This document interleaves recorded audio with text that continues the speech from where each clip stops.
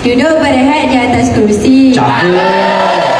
Sambil melihat si burung merah. Lepas tu kita senang dia menempel di sisi. Lepas tu kita susah, bayang pun tak nampak.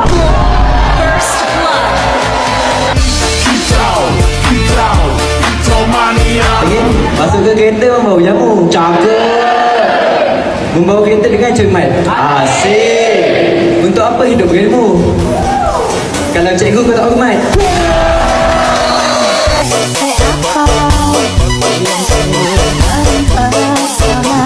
Pergi ke hutan, kena serang beruang. Cakap. Kata nak berdaya sama-sama, kenapa gerak sorang-sorang?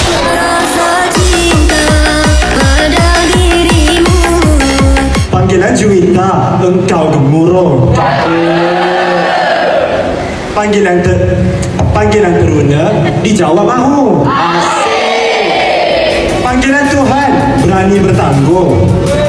Bila tiba ajalnya, engkau tahu.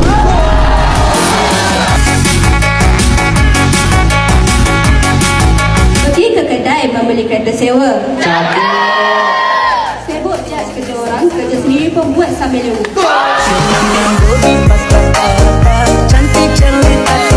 Dengar cerita seram, teringat Adam Pengawan. Makin didengar, makin panas.